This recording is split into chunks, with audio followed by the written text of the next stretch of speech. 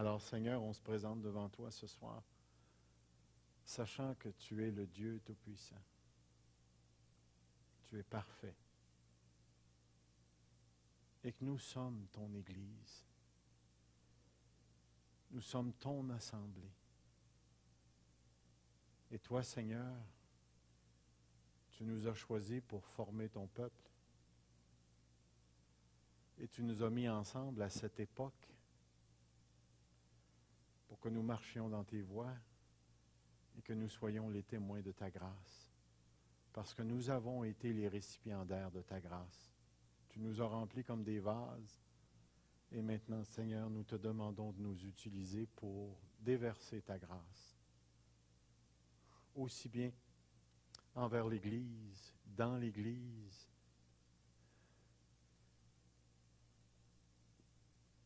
qu'envers les inconvertis qui ne te connaissent pas, Seigneur, et qui ne veulent pas te connaître, à moins que ton esprit les fait naître de nouveau, qui enlève le péché au centre de leur cœur, qui les voile. Viens faire une œuvre, Seigneur, une œuvre qui relève de toi. Tu es le Dieu Tout-Puissant. Alors, dans nos conversations ce soir, aide-nous à comprendre un petit peu plus, afin que Jésus-Christ soit glorifié. Amen. Alors, si vous avez votre Bible, je vous encourage à tourner au chapitre 12. On a regardé la semaine passée les versets 4 à 6, et on a vu que Dieu désire manifester sa puissance à l'intérieur de l'Église, sa présence à l'intérieur de l'Église.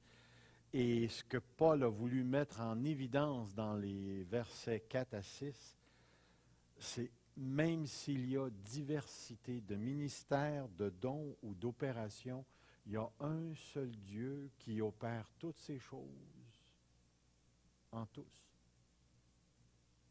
Et cette opération de Dieu permet à l'Église de grandir, d'acquérir la maturité appropriée pour jouer le rôle qu'elle doit jouer dans un monde perdu,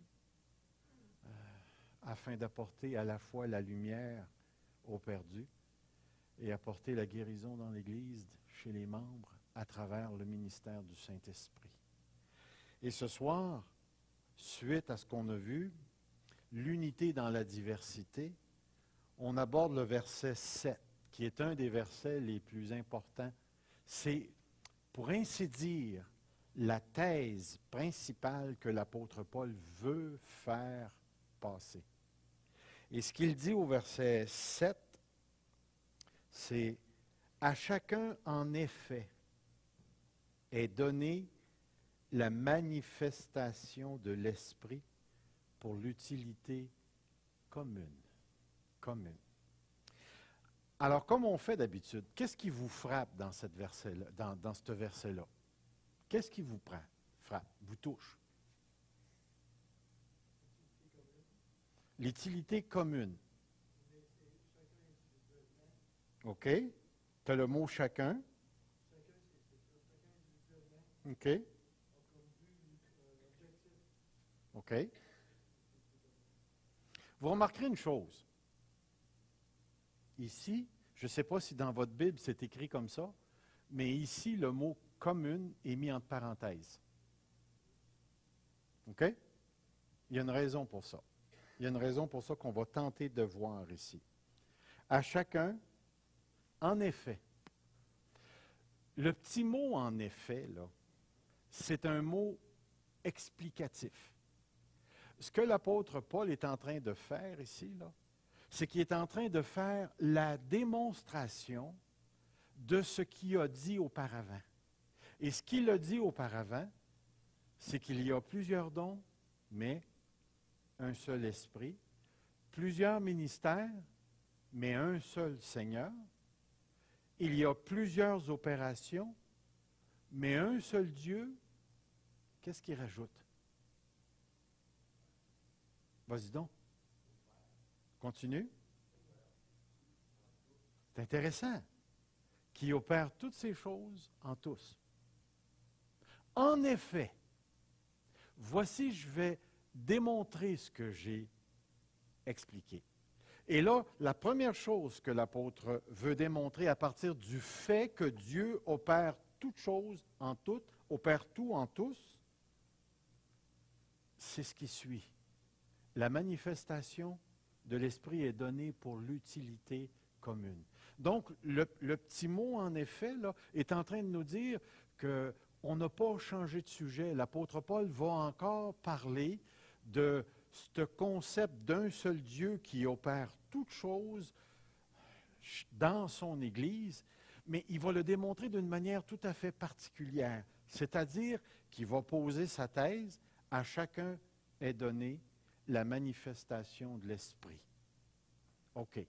Première chose que j'aimerais que vous remarquiez, c'est le verbe « est donné ». Faites-vous la différence entre un verbe passif et un verbe actif? Si je te dis « je te donne une claque », c'est actif ou c'est passif? Je te dis « tu reçois une claque ». Qui est passif dans ça?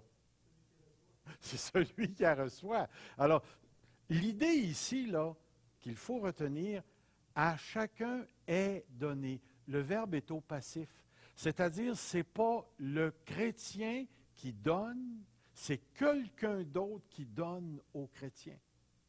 À chacun est donné. Le chrétien, dans ce texte-là, est sous-entendu qu'il est dans une position de réception.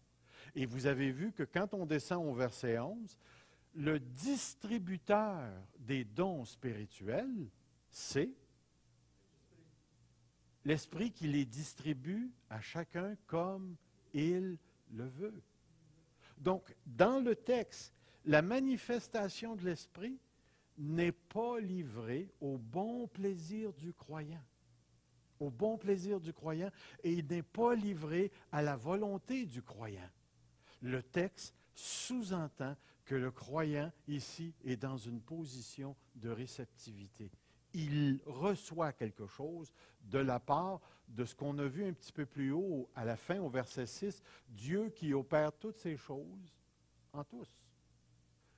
En effet, voici, je vais vous le démontrer, à chacun la manifestation de Dieu est donnée. C'est intéressant comme pensée. Puis je pense qu'il y avait une raison pourquoi l'apôtre Paul utilise un verbe au passif ici. L'une des choses que les Corinthiens avaient absolument besoin de reconnaître, c'était le fait qu'ils dépendaient de Dieu. Qu'est-ce que l'orgueil produit dans l'Église?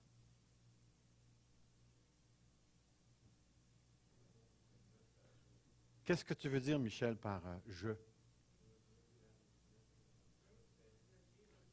Ça l'élève, l'être humain, au lieu de le plonger dans l'humilité. Puis quand vous regardez l'Église de Corinthe, c'était une Église qui avait un problème d'orgueil sérieux et qui va recevoir des avertissements sérieuses. Juste prenez le chapitre 11, la deuxième partie, où les gens se réunissaient pour une agape, et puis ceux qui étaient riches mangeaient et buvaient au point de s'enivrer sans attendre les pauvres.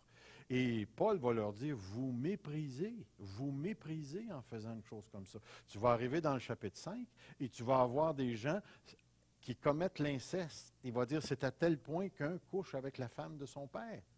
Puis il va dire, vous êtes orgueilleux, vous ne faites rien.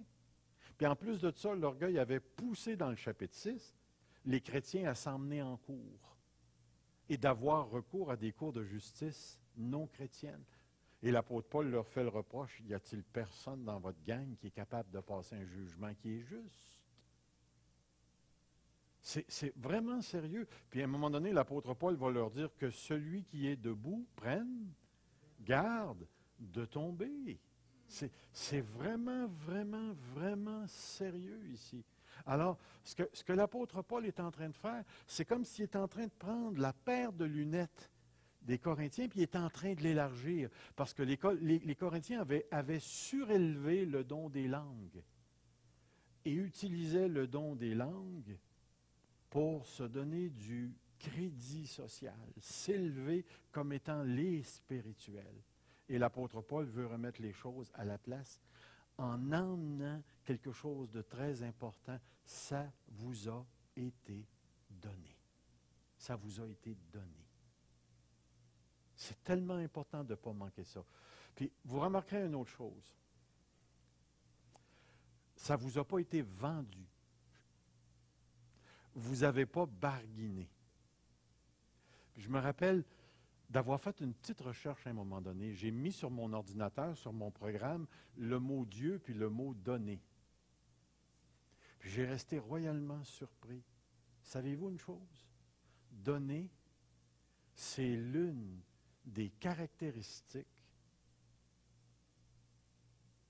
de l'amour de Dieu le plus mentionné. Car Dieu a tant aimé le monde qu'il a. Si quelqu'un d'entre vous manque de sagesse, qu'il la demande et elle lui sera. Puis vous pouvez faire le tour, puis vous allez voir à quel point Dieu donne. Tout don parfait descend du Père des Lumières. Dieu donne. C'est quelque chose qui le caractérise. Mais l'apôtre revient à un principe très important. À chacun, la manifestation de l'Esprit a été donnée. Maintenant, comment comprenez-vous le mot « chacun » ? Parce que les théologiens n'ont pas tous compris le mot « chacun » dans le sens de chacun. Est-ce que ça veut dire chaque croyant?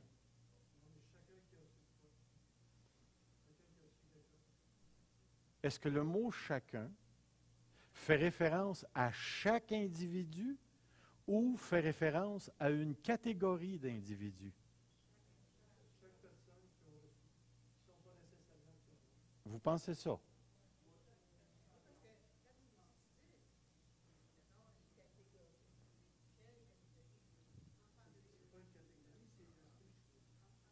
OK. Mais est-ce que tous les chrétiens ont au moins un don spirituel? Alors, expliquez-moi comment ça se fait que tu approches les gens et tu dis, c'est quoi ton don? Puis les gens disent, moi.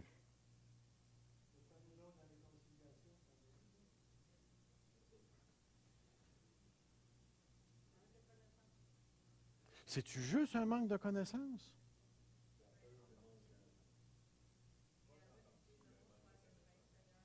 Manque de connaissance. Expliquez-moi qu'est-ce que vous voulez dire par un manque de connaissance.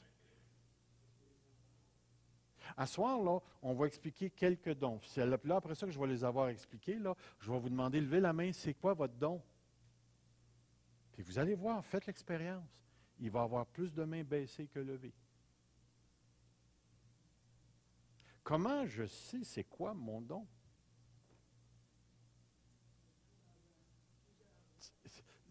Voyez-vous l'idée? C'est que c'est pas. On peut parler des dons spirituels, puis on peut affirmer que chaque chrétien a un don. Mais laissez-moi vous dire que sur le plan pratico-pratique, ça ne marche pas comme ça. Ça ne marche pas comme ça. Puis, je vous le demande, dimanche matin, là, quand vous allez venir à l'église, faites l'expérience. Allez voir des chrétiens, puis demandez-leur c'est quoi ton don. Puis, arrivez-moi pas avec un talent. Moi, je suis capable de juguer. Non, non, non, non, non, non. Moi, j'ai le don d'écœurer les autres.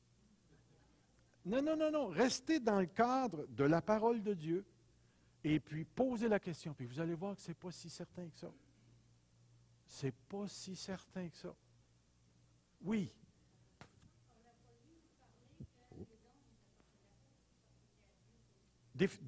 Définitivement. Rappelez-vous comment on a défini un don.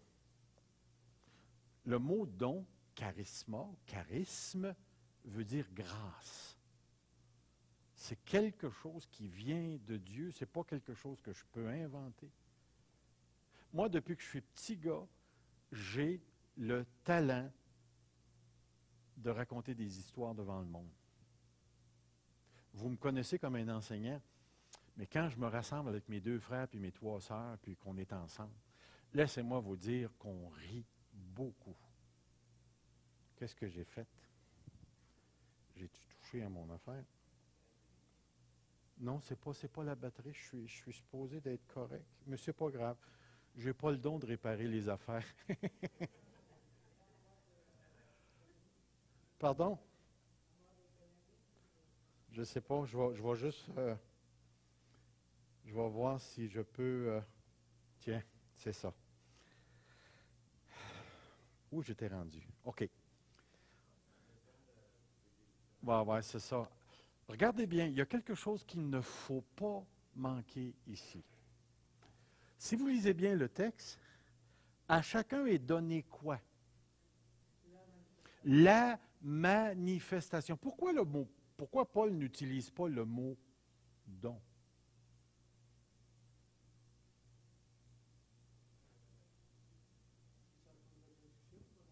Non, c'est vraiment le mot manifestation qui est écrit là.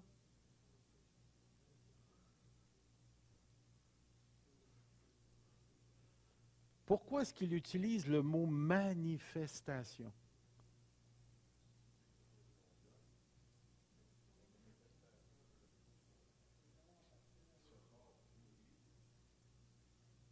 Définitivement. Mais je pense qu'il y a quelque chose de plus précis que ça, que l'apôtre Paul. Pardon? Ah, définitivement. Ça a définitivement un rapport. Mais remarquez bien, hein, c'est la manifestation, pas d'un don, c'est de l'Esprit, de la personne du Saint-Esprit dont il parle ici. C'est certain que ça va passer à travers les dons, on va le voir après.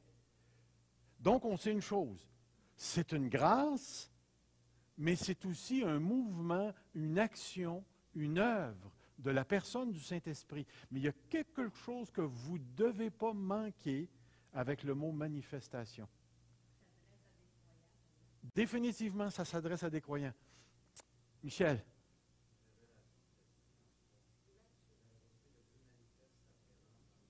OK, t'es proche.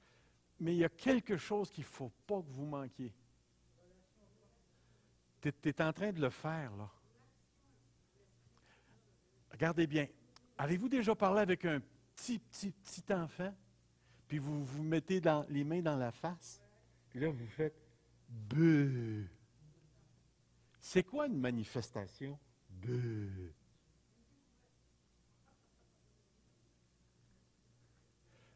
Écoutez bien ce que je veux dire. Une manifestation, c'est quelque chose qui est vu. Vu. Vu. Le contraire d'une manifestation, c'est caché. Autrement dit, là, ce que l'apôtre est en train de dire, c'est que lorsqu'il y a manifestation du Saint-Esprit, il y a quelque chose qui est vu. Ce n'est pas caché, c'est devant.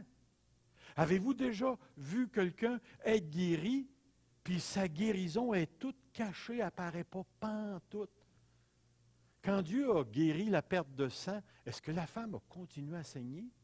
Lorsque Dieu a ressuscité, comment est-ce qu'il s'appelle, là, Lazare, puis l'autre, le fils de la femme de Nain, puis est-ce que ces gars-là ont resté là pour pas que ça soit trop... Ou bien, une fois qu'il a fait le miracle, ça a apparu tout de suite. Mais un don, une manifestation de l'Esprit, c'est fait pour être vu. Autrement dit, ce qu'il est en train de dire ici, c'est qu'un don spirituel, ce n'est pas quelque chose de caché, ce n'est pas en cachette, ce n'est pas quelque chose qui ne paraîtra pas. Si quelqu'un me dit qu'il a le don des miracles, puis tu ne vois pas de miracle, qu'est-ce qu'on est en train de dire? Si le miracle ne se manifeste pas, ça ne veut pas dire que la personne n'a pas le don. Ça veut tout simplement dire que l'Esprit ne s'est pas montré, parce qu'il peut se montrer ailleurs. Mais ce que vous voyez l'idée, ce que l'apôtre Paul est en train de parler ici, c'est qu'en principe, le Saint-Esprit dans une Église, ce n'est pas quelque chose de juste théologique ou de juste théorique, c'est quelque chose de manifeste. C'est vu, c'est là. Alors, quand on dit à une personne « je t'aime », que la personne se revire de bord et elle se fout complètement d'elle, qu'est-ce qu'elle a mis en évidence? Mais si la personne te dit « je t'aime », est-ce que tu es supposé de voir des œuvres qui coïncident avec? Définitivement. C'est de ça qu'on parle ici. Et c'est pour ça que c'est important, parce que même si on va parler des dons spirituels, la manifestation révèle, met en évidence, met à la vue des enfants de Dieu l'Esprit, l'action du Saint-Esprit. Puis c'est pour ça, ça va peut-être vous paraître curieux. Regardez encore le texte, ça, c'est marqué la manifestation de. Saviez-vous que ce de-là peut être deux choses? En grec, le mot est au génitif. Le génitif peut être objectif ou subjectif. La manifestation de l'Esprit, si c'est subjectif, ça veut dire que c'est le Saint-Esprit qui fait l'action de se manifester. Si il est objectif, c'est-à-dire que la manifestation vise le Saint-Esprit. Vise le Saint-Esprit. Ici, moi je l'interprète d'une manière subjective. Ce n'est pas la manifestation que moi je provoque, c'est la manifestation dont l'Esprit manifeste. Est-ce qu'il fait froid? Guy, peux-tu juste le fermer complètement? Mets ça sur off. Est-ce que vous voyez l'importance de ce que Paul est en train de dire? Est-ce que chacun d'entre nous, on va faire des miracles? Non. Mais est-ce que chacun d'entre nous peut être le réceptacle, le vase de la manifestation du Saint-Esprit, le canal par lequel le Saint-Esprit va choisir de se manifester? La réponse, c'est oui. Alors, c'est pour ça qu'il ne faut vraiment, vraiment pas manquer le point de Paul. Paul est en train de parler à une église orgueilleuse où les chrétiens se foutent un peu les uns des autres. Puis l'apôtre Paul est en train de dire non, non, le concept de l'Église ne fonctionne pas comme ça. Puis ça ne se manifeste pas à quelques dons une personne. D'où vient la nécessité de dire, écoutez, le danger, souvent, c'est de mettre toute notre confiance dans un seul leader, puis lui, il a le don des miracles, lui, il a le don de prophétie, lui, il a le don de ci, puis lui, il a le don de ça, puis vous autres, vous êtes tous passifs, poignés après le leader, en train d'attendre que ça se manifeste. Puis pourtant, ce n'est pas ce que l'apôtre Paul est en train de dire. Ce n'est pas ce que l'apôtre Paul est en train de dire. C'est tellement, mais tellement important pour nous de voir ça. On a parlé de la manifestation. Là, maintenant, on arrive à cette petite chose-là. La manifestation a été donnée pour l'utilité. Et là, nous, on a rajouté en français le mot « common ». En grec, on a seulement le mot « utilité ». Puis regardez ce que j'ai fait. J'ai dit, ce mot souligne l'idée de profit, d'avantage, de bénéfice. Puis là, je vous ai donné en bas une liste de versets où on retrouve le mot, puis je vous les ai mis ici. Regardez ce que ça a l'air. Tout m'est permis, mais tout n'est pas. C'est le même mot qui est utilisé dans notre verset qu'on retrouve ici. Je dis cela dans votre intérêt. Donc, je pourrais traduire la manifestation de l'Esprit en vue de l'intérêt. Je pourrais le traduire comme ça. Tout m'est permis, mais tout n'est pas utile. De la même manière que moi aussi, je m'efforce en toute chose de complaire à tous, cherchant non mon avantage. Le mot pourrait être traduit, définitivement. À chacun, la manifestation de l'Esprit est donnée pour l'avantage. Est-ce que vous voyez l'idée? Ce qu'on fait ressortir ici, c'est l'idée du profit. Nous pourrions traduire, à chacun est donnée la manifestation de l'Esprit en vue du profit, du bénéfice, de l'avantage, de l'utilité. Ce que le mot fait ressortir, c'est que ça apporte quelque chose de bon, ici. Et c'est pour ça que j'ai marqué, la phrase ne dit pas clairement si ce profit est pour l'individu ou pour le grand groupe, car le mot pourrait être traduit pour le bien, pour le meilleur, pour l'utilité, pour le profit, pour l'avantage.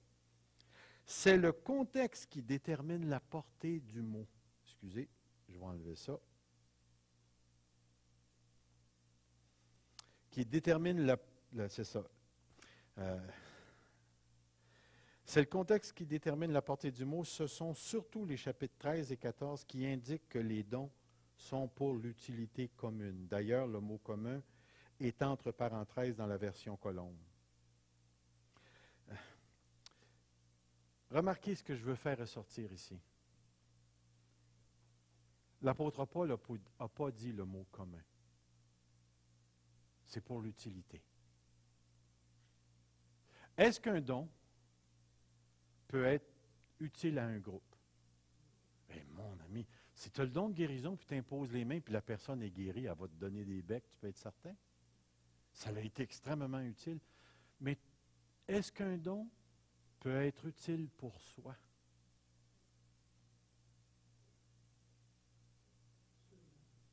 C'est intéressant comme pensée parce que tout à l'heure, dans le chapitre 14, l'apôtre Paul va parler du don des langues, utilisé d'une manière individuelle et qui n'est pas, dans certains contextes, utilisé pour l'édification de l'Église.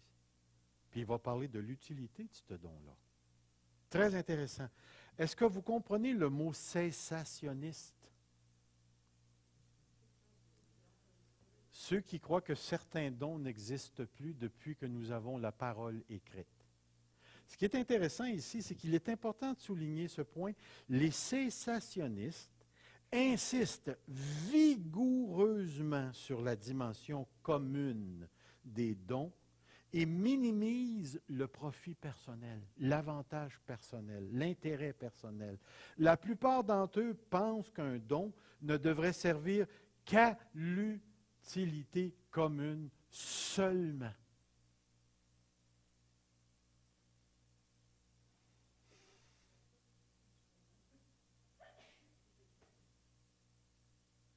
Donc, si ça ne sert pas à édifier l'Église, le don ne devrait pas exister. Ça voudrait dire que le don des langues ne sert à rien. Moi, j'ai entendu des chrétiens qui ont reçu le don des langues, puis ils ont dit, moi, je ne me sers jamais de ça. Si tu veux, je n'ai aucune utilité dans ça. Mais je vais vous dire, après avoir entendu parler plusieurs frères et sœurs dans différentes circonstances des effets du don des langues, même dans des circonstances assez pénibles, comment ça les a édifiés, ça les a gardés de la dépression. Bon, je me suis dit à moi-même, continuez, là, je ne sais pas. Parce que ça a été utile. Puis j'ai vu, écoutez, juste pour vous dire, je vais raconter juste une petite expérience vite, vite. Pour ceux qui me connaissent un peu plus, lorsque j'étais dans ma crise, à un moment donné, je me suis mis à pleurer. Je me suis mis à pleurer, je n'étais plus capable d'arrêter. Puis je vous le dis, ce n'était pas des pleurs normaux. Je pleurais, ça, en tout cas, ça morvait, là. Il y avait du stock, ça pleurait. J'ai appelé un frère, puis c'est justement un frère qui croit aux dons spirituels, puis il me dit, viens au local. Puis savez-vous ce qu'il a fait? Il a appelé un autre frère, puis ils m'ont fait asseoir sur une chaise. Écoutez, c'est pas conventionnel, ça, là, cette affaire-là. Là. Ils m'ont fait asseoir sur une chaise. On était 3 dans le local. Moi, sa chaise, puis les 2 gars. Savez-vous ce que les 2 gars ont fait? Pendant 1h30, ils ont tourné en rond autour de la chaise en parlant en langue. C'est tout ce qu'ils ont fait. Là, à un moment donné, ils arrêtaient, ils me regardaient, puis ils repartaient, puis ils tournaient en rond. Puis à un moment donné, ça a fait... Je me suis essuyé, ça a été le dernier mouchoir. Puis j'ai dit, arrêtez les gars, c'est plus là. C'est parti. C'est parti. Carrément parti. Qu'est-ce que ces gars-là faisaient en train de prier en langue? C'était-tu de la sorcellerie? Ils étaient en train d'invoquer Dieu d'une manière que moi, je ne comprenais pas. Probablement qu'eux autres ne comprenaient pas non plus.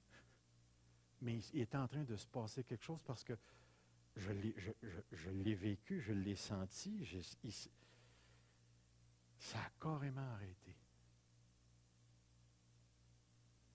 Alors, il y a de l'utilité commune, mais il y a de l'utilité personnelle. Est-ce que celui qui guérit est autant édifié que celui qui est guéri? Il y a définitivement un bénéfice spirituel. Avez-vous déjà témoigné à quelqu'un, puis ressortir de là en boosté? Alors, l'idée ici, je pense que Paul, on va mettre le mot l'utilité commune, parce que le contexte semble aller dans cette direction-là. Mais le mot pourrait aussi bien inclure le profit individuel que le profit de l'autre, l'avantage. Ce que Paul est en train de dire, écoutez bien, la manifestation de l'Esprit est toujours avantageuse. Que ce soit pour celui qui est utilisé ou celui qui reçoit la bénédiction. C'est tellement, je vous le dis, ce texte-là, c'est la thèse de Paul. Puis pourquoi est-ce que Paul va mentionner le mot « chacun » ? C'est justement le ministère du Saint-Esprit, la manifestation du Saint-Esprit n'est pas limité à quelques personnes dans l'Église. Alors, ce qu'on est en train de dire, c'est que l'Esprit de Dieu distribue comme il le veut, il fait tout ce qu'il veut, mais ça implique tout le monde. Alors, gardez ça à la pensée. Gardez ça à la pensée. La manifestation du Saint-Esprit, elle est là pour être vue. Et c'est ça que le Seigneur veut. Pourquoi pensez-vous que le Saint-Esprit veut être vu? La réponse n'est pas compliquée. Vous rappelez-vous, tu as raison quand tu dis sa gloire. Vous rappelez-vous dans l'Ancien Testament, comment est-ce qu'à un moment donné, Dieu descendait dans le nuage, dans la fumée, puis il n'était plus capable de rentrer dans le temple? Comment Dieu s'est manifesté en plusieurs théophanies. Lorsqu'il parlait à Moïse, il était avec le buisson ardent. Lorsqu'il parlait à Élie, il y avait le tonnerre, le le feu, puis là, il y avait la petite voix, la petite brise. Lorsqu'il a parlé à David, il a parlé en songe. Lorsqu'il s'est adressé à, je ne sais pas moi, lorsqu'il s'est adressé aux prophètes, aux choses, on voit que Dieu a parlé. Écoutez, Élisabeth, Marie, Jean ont eu des manifestations de Dieu par les anges. Alors, même, regardez, l'apôtre Paul et Barnabas étaient en train de prier avec les autres, puis là, c'est marqué, le Saint-Esprit dit, mettez-moi à part. Comment est-ce que le Saint-Esprit a dit ça? Puis là, tu lis un petit peu plus bas, il y avait dans l'assemblée des prophètes. Le Saint-Esprit a parlé, sous-entendu, par la voix prophétique. C'est intéressant comme pensée. Parce qu'il dit, mettez-moi à part. Il n'est pas en train de parler à Paul, il est en train de parler au groupe. C'est intéressant. La manifestation de l'Esprit est pour être vue. Alors, on va continuer. Énumération des manifestations de l'Esprit. À l'un est donné par l'Esprit une parole de sagesse, à un autre une parole de connaissance selon le même Esprit, à un autre la foi par le même Esprit, à un autre des dons de guérison par le même Esprit, à un autre le don d'opérer des miracles, à un autre le discernement des esprits, à un autre diverses langues, à un autre l'interprétation des langues. On retrouve encore le petit mot « en effet » au début qui donne l'explication des manifestations du Saint-Esprit. Voici la manifestation du Saint-Esprit. Voici comment elle se manifeste sous un certain rapport. Alors, il faut noter que les expressions par l'Esprit, par le même Esprit, selon le même Esprit, qui soulignent l'origine de chacun des charismes, avaient probablement pour but d'élargir la vision des Corinthiens qui limitaient l'action du Saint-Esprit à quelques dons seulement. À ceux qui, à ceux qui avaient de l'importance pour eux et qui prenaient le plus de place lors de leur réunion. Alors, on arrive, je vais le marquer juste en bas, êtes-vous capable de le voir? Non, toi de là. Parole de sagesse, parole de connaissance. Comment comprenez-vous ça, vous autres?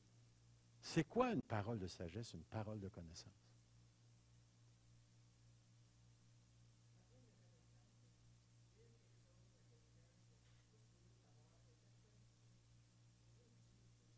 OK.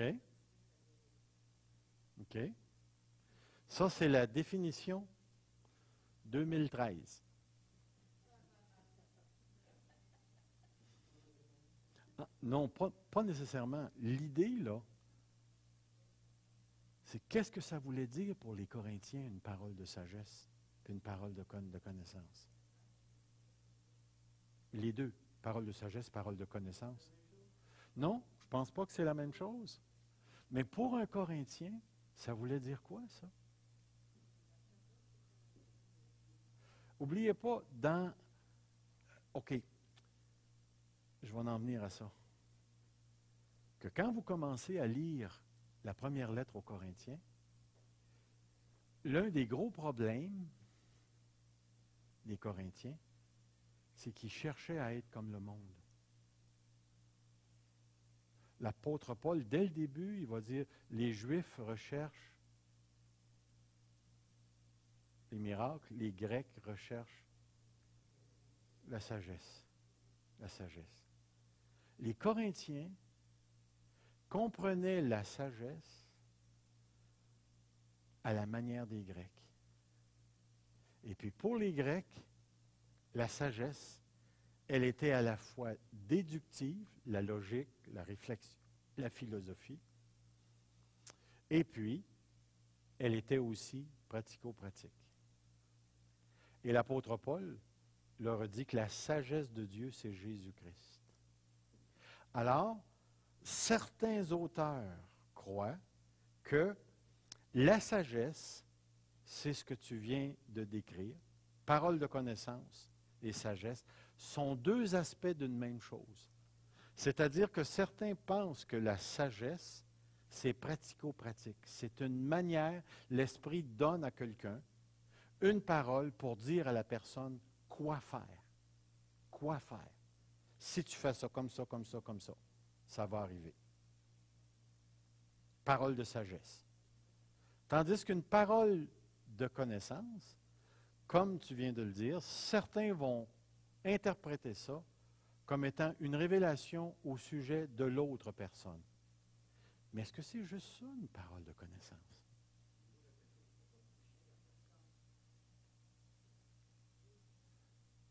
Certains comprennent la connaissance comme étant le dévoilement de quelque chose caché chez l'autre personne. Ce qui est intéressant, c'est qu'on a dans 1 Corinthiens 14 le dévoilement du cœur associé avec la prophétie.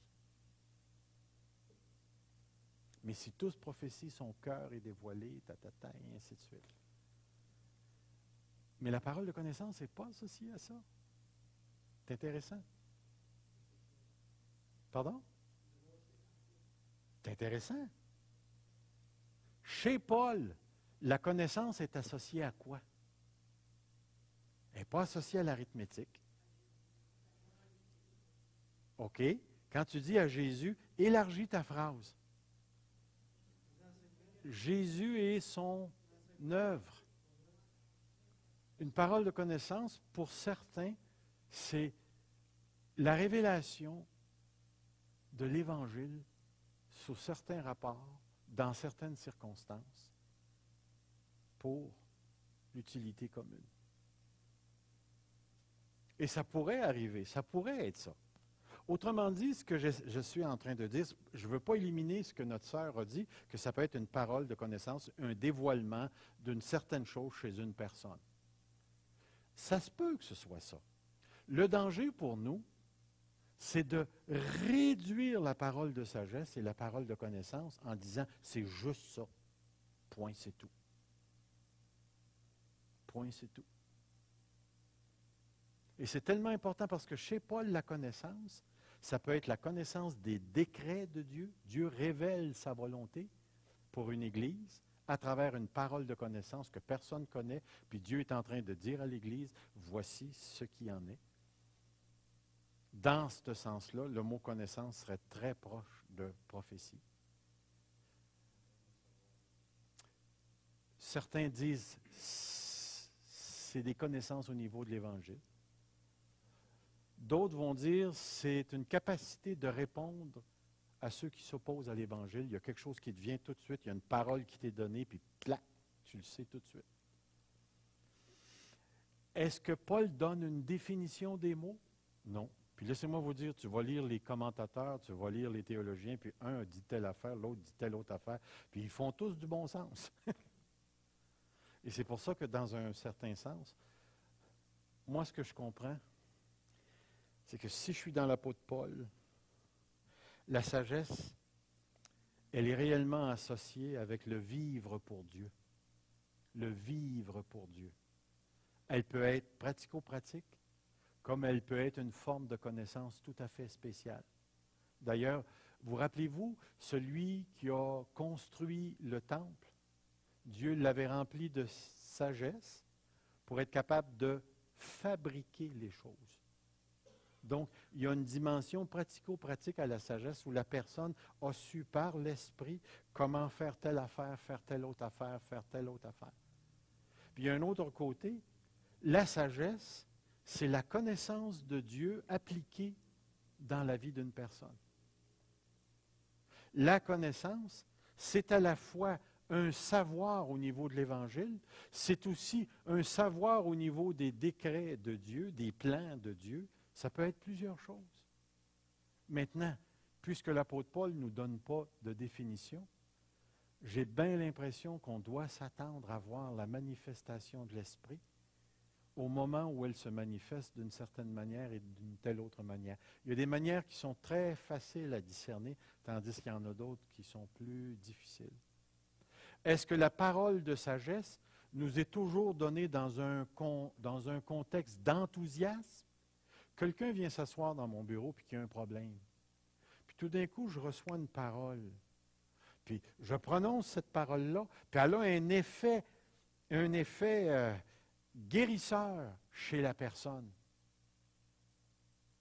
Est-ce que c'est une parole de sagesse, une parole de connaissance?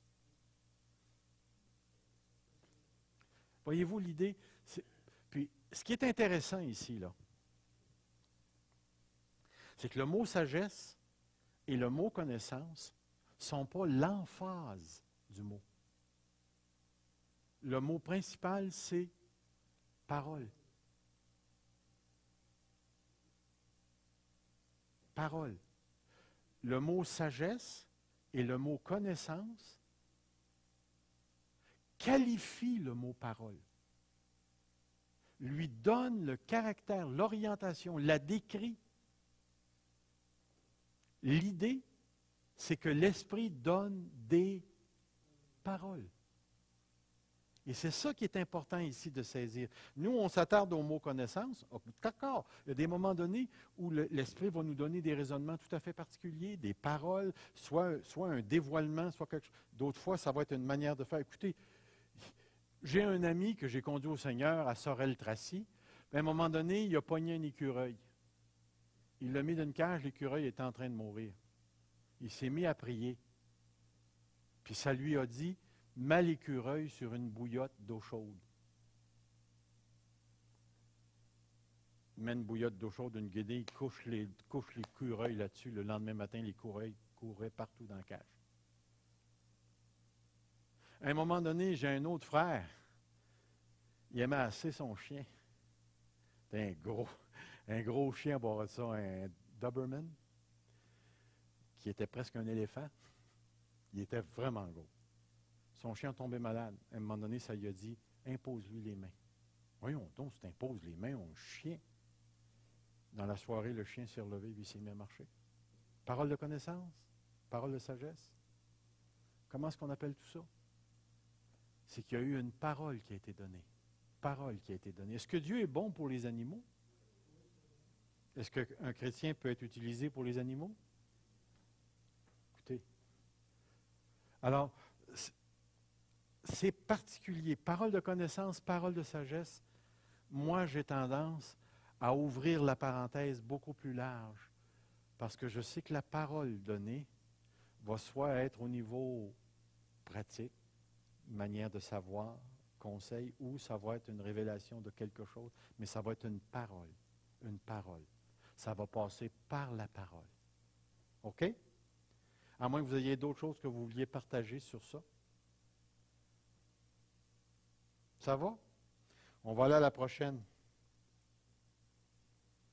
Ça, je vais sauter ça. Je vais m'en venir ici. À un autre, il va donner la foi. Est-ce que vous avez la foi? Qu'est-ce qu'il veut dire d'abord? Par l'Esprit, va se manifester par la foi dans une personne. Pardon? Oui. Mais est-ce que le mot foi ici fait référence à la foi ordinaire des chrétiens? Voilà, est-ce que ça parle de la foi qui sauve? C'est la question qu'il faut se poser. Bien, définitivement qu'on l'a tout. Mais n'oubliez pas qu'on est dans un contexte spécial. Il parle de la manifestation du Saint-Esprit dans l'Église, par l'Église. OK. Michel? Alors, ça veut dire que si tu n'as pas ce don-là, tu n'as pas ça.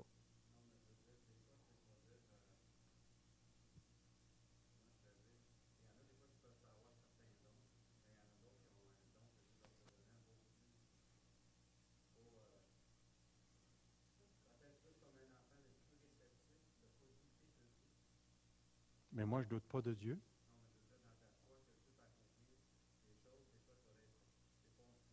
OK.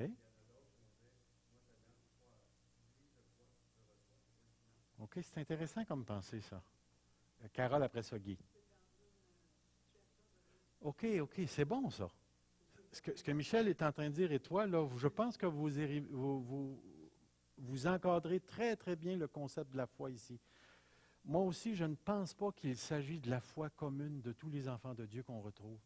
Mais l'Esprit distribue ses dons, et à un certain moment donné, certains chrétiens vont se retrouver dans des situations où ils vont avoir ce que nous, on appelle une conviction inébranlable dans le moment présent que Dieu va accomplir quelque chose ou qu'ils sont appelés à réaliser quelque chose. C'est ce genre de foi-là. Yeah. Yeah.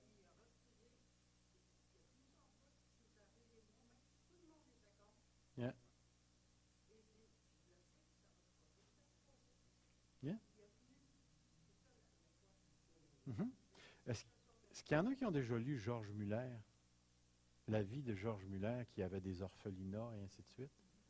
Avez-vous déjà lu l'épisode quand il était sur le bateau pour s'en venir au Canada? Non, non, pas lui. Grosse tempête du brouillard, terrible, hein? Il est allé voir, vous rappelez-vous, il est allé voir le capitaine. Je vais être là à cette heure-là. Puis il a dit au capitaine, on va prier. Puis là, lui, il a prié. Puis le capitaine qui rapporte ça, il dit, c'était comme la prière d'un enfant de 5 ans. Puis M. Miller, après avoir prié, il a dit au capitaine, il a dit, priez pas, vous ne le croyez pas. Puis tous les deux sont sortis de la cabine. Il n'y avait plus de brouillard. Pantoute, pantoute, pantoute. Moi, j'ai entendu parler d'un chrétien qui devait aller prêcher à telle place, puis il était dans l'avion, puis il avait dit ceci, tous ces gens-là sont en sécurité parce qu'il faut que je sois là, pour cette heure-là. Mais ça vous est-il déjà arrivé de vivre un moment où vous saviez que les choses ne pouvaient pas être autrement? Vous aviez la conviction que c'était pour arriver. Moi, ça m'est déjà arrivé. Alors, je pense que ce don-là est donné dans certaines circonstances. Et que c'est la foi. Puis comprenez bien, est-ce que vous croyez que Dieu guérit encore aujourd'hui? Est-ce que vous croyez nécessairement que vous allez être guéri?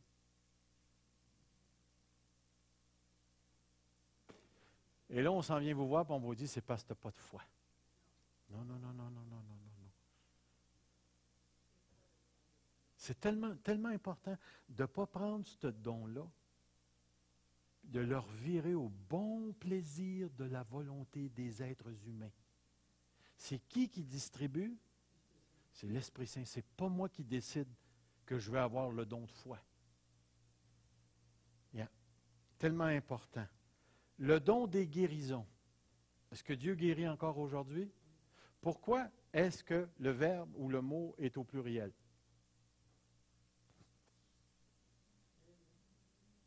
Pourquoi le mot est-il au pluriel? C'est toutes sortes de guérisons. Toutes sortes de guérisons. Est-ce que ça se pourrait que certains chrétiens soient spécialisés dans certains types de guérison? Puis qu'il y en a d'autres qui soient... Ben, c'est une possibilité. Est-ce qu'il y en a qui peuvent avoir le don de guérir n'importe quelle maladie? Bien, définitivement. Une chose qui est certaine, c'est que si le Seigneur met le don au pluriel, c'est qu'on en a réellement besoin. Le pluriel vient comme intensifier. Puis ce qui est intéressant, quand vous lisez des ouvrages recherchés sur la culture des chrétiens du premier siècle, les chrétiens s'attendaient à ce que la guérison soit une manifestation régulière de leur vie d'Église. S'attendaient à ça, dépendaient de ça ici. L'autre chose, l'opération des miracles. Vous savez que le mot miracle veut dire dynamis, qui veut dire puissance. C'est une manifestation ici. L'opération, c'est le même mot qu'au verset 6. Le pluriel indique qu'il est aussi question de la même sorte de diversité que le don précédent. Des miracles. Des miracles, pas juste un type de miracle. Bien que les guérisons sont incluses dans l'opération des miracles, tous les miracles ne sont pas des guérisons.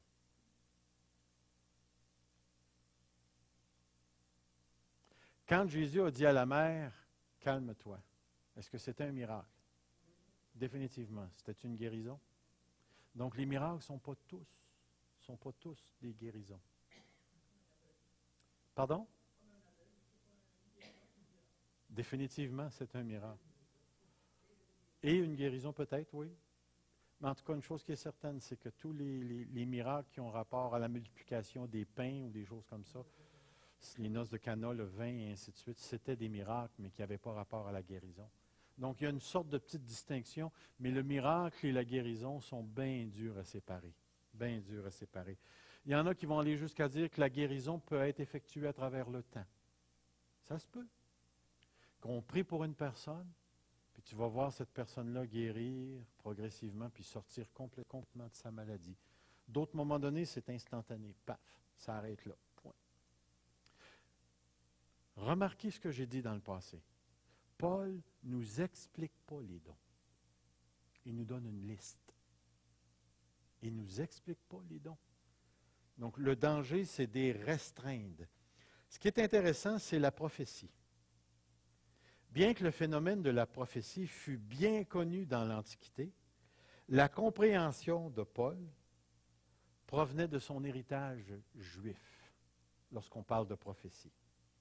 Le prophète de l'Ancien Testament était une personne qui parlait au peuple de Dieu sous l'inspiration du Saint-Esprit. Les paroles inspirées étaient reçues par une révélation et annonçaient le jugement ou le salut. Les prophètes communiquaient le message de Dieu au moyen d'actes symboliques qu'ils interprétaient. La lignée prophétique, telle qu'elle a été canonisée dans l'Ancien Testament, était souvent accompagnée par des manifestations de transe. Vous avez juste à regarder le prophète Ézéchiel. Il y a des choses extraordinaires qui se passent là. Et de comportements particuliers et inhabituels, comme se promener tout nu. Vous rappelez-vous de gens qui ont fait ça dans l'Ancien Testament? Non, mais un prophète.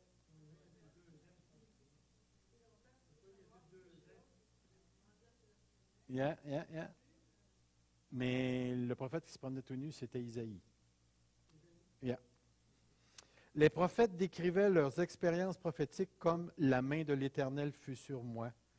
Le mot « trans » est mal choisi ici. C'était des moments de transport qui étaient activés aussi par la musique, on l'a vu avec David, l'excitation de groupe. Les prophètes de l'Ancien Testament étaient parfaitement compris par ceux de l'époque. De plus, la parole prophétique avait un accent futuriste et c'est pour cette raison que le prophète était défini comme des voyants futurs. Toutefois, ceci n'était qu'un des rôles de la prophétie dans l'Ancien Testament et non le principal. Et là, j'ai écrit quelque chose qui est intéressant ici. Cependant, avec l'incarnation, la mort et la résurrection et l'ascension de Christ au ciel, un changement important s'est effectué dans la progression du salut, le dévoilement du salut. Dans l'Ancien Testament, Dieu est en train de mettre les morceaux en place, ainsi de suite. Mais là, quand le salut est arrivé avec Jésus-Christ, il s'est passé quelque chose. Jésus, élevé à la droite du Père, a reçu du Père l'Esprit Saint, qui avait été promis et qu'il a répandu, comme vous le voyez et l'entendez. La diffusion du Saint-Esprit, selon Joël, a rendu le phénomène prophétique, et remarquez bien ce qui est écrit, le phénomène prophétique accessible à tous.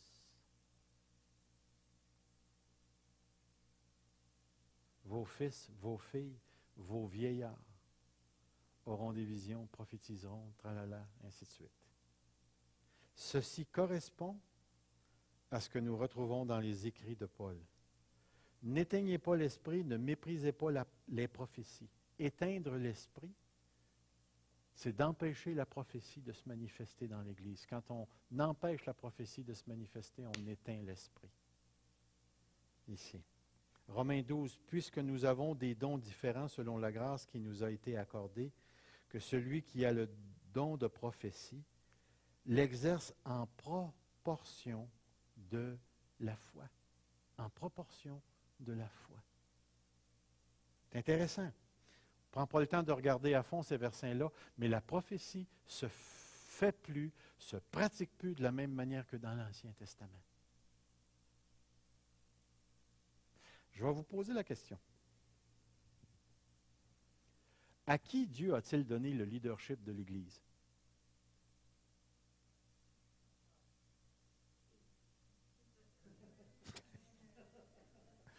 Dans la Bible,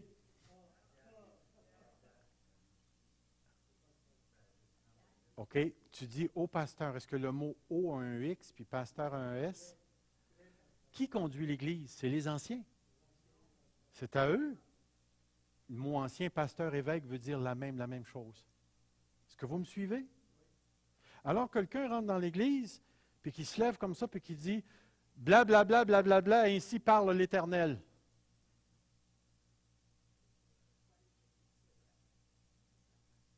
Mais ça veut-tu dire que la parole, automatiquement, a plus d'autorité que les pasteurs dans l'Église?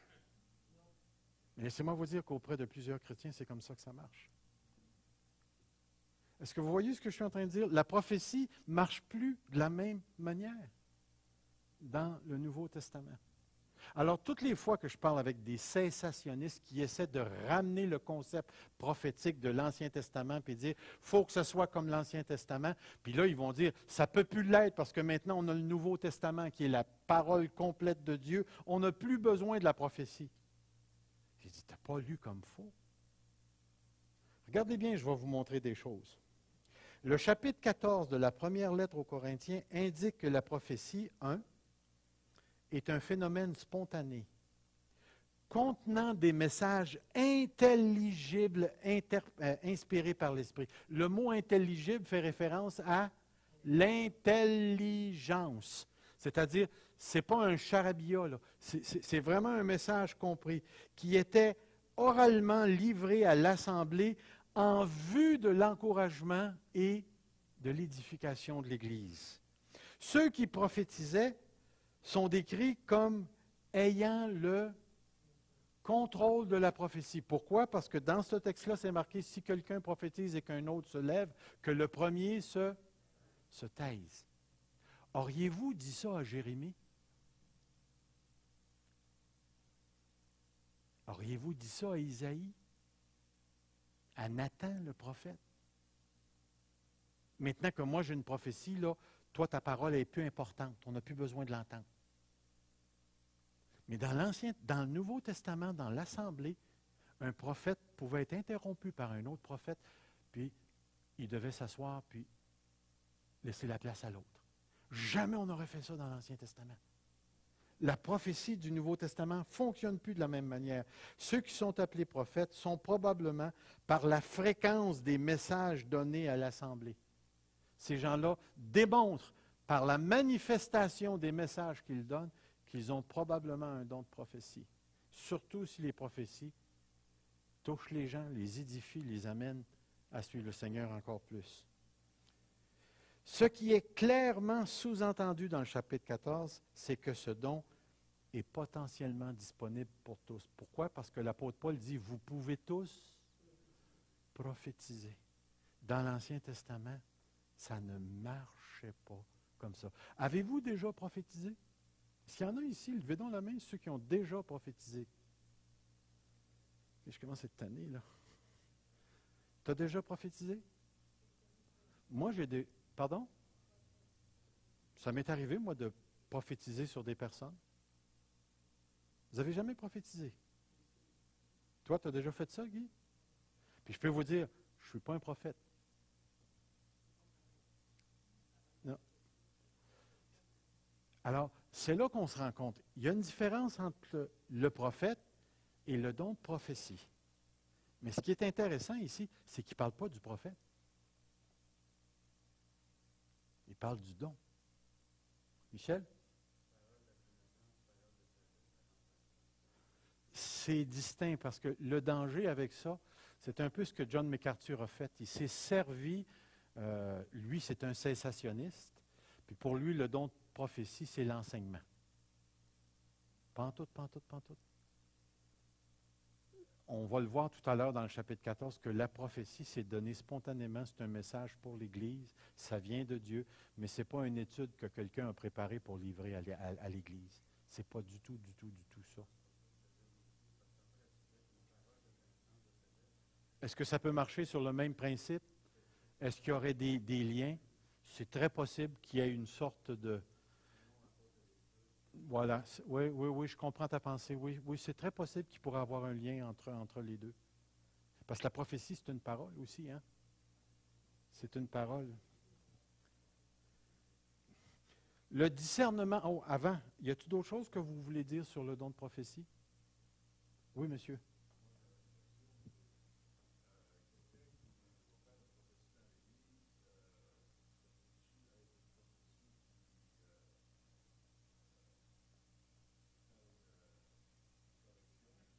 Oui, ça pourrait être une correction, une exhortation.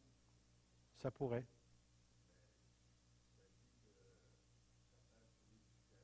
Mais être corrigé, ça l'édifie le chrétien.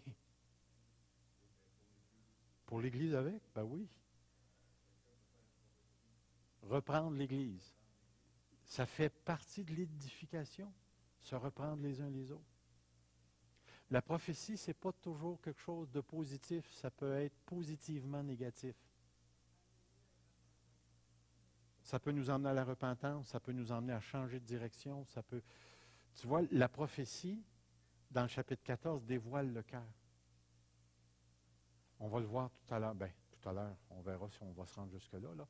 Mais l'idée, c'est que la prophétie révèle des choses importantes qui peuvent être relatives à une personne particulière. Yeah. Est-ce que c'est possible dans l'Église qu'une personne aurait une prophétie en disant le Seigneur te demande de délaisser quelque chose, de changer ta voie parce que la voie sur laquelle tu es glissante? Ça pourrait arriver. Est-ce que parole de prophétie peut être un avertissement? Ben oui. Ben oui. L'édification ne se fait pas toujours par le positif. Hébreux chapitre 12 ou 11, c'est 10, en tout cas c'est dans ces chapitres-là, ça va parler de la correction du Seigneur, qui n'est pas le fun, mais qui se transforme en un fruit paisible de paix. Le châtiment que Dieu donne. Dieu châtie ceux qu'il aime. Et ça l'édifie la personne, ça la construit dans la foi. Tellement important. Yeah. Carole, ensuite madame, puis ensuite monsieur. Carole.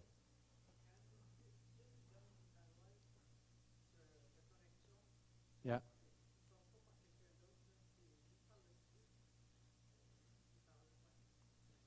Parole de correction.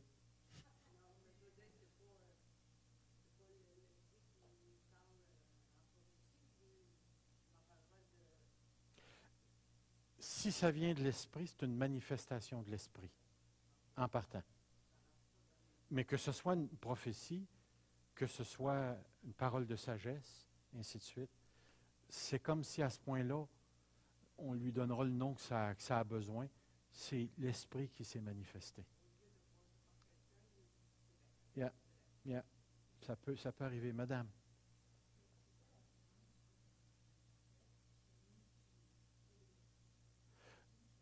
Je pense qu'il y a une prophétie. Le prophète, c'est une personne. C'est une personne qui a un ministère spécifique. Tandis que la prophétie, ce sont des paroles que Dieu donne à n'importe qui dans l'Église, sans nécessairement être prophète. Le prophète, il est un peu comme l'enseignant, un peu comme le pasteur, un peu comme l'évangéliste. Tu sais, on retrouve les 5 fameux ministères dans Éphésiens 4, 11, là. Il a donné les uns comme apôtres, évangélistes, pasteurs, docteurs, et ainsi de suite. Le prophète joue un rôle comme ça. Puis un prophète, laissez-moi vous dire que ce n'est pas parce qu'une personne est prophète, ça veut dire qu'elle va prophétiser sur tout le Canada. Tu peux avoir des gens qui sont prophètes, qui ont l'habitude de donner des paroles, puis qui ne savent même pas qu'ils sont des prophètes ou des prophétesses. Éventuellement, dans leur ministère, à force d'en donner, on va finir dans l'Église par les reconnaître. Mais tu as d'autres personnes qui vont avoir un rôle prophétique beaucoup plus large, comme quelques-uns que je connais qui sont internationaux, d'autres sont purement locales, d'autres sont juste au Québec. Tu sais, il peut y avoir des degrés, c'est comme des enseignants. Il y en a qui sont des enseignants à l'école du dimanche, d'autres sont des enseignants plus larges, d'autres enseignent à un niveau plus élevé. C'est comme si chaque don avait une variété d'applications. Alors, ce n'est pas juste la personne est prophète, puis ça s'arrête là.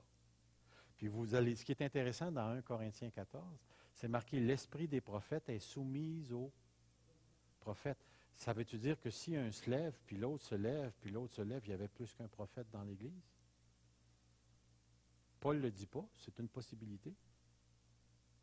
Monsieur?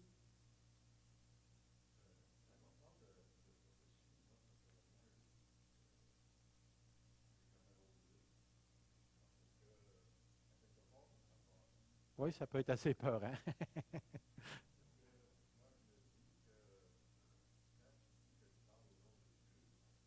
Uh-huh.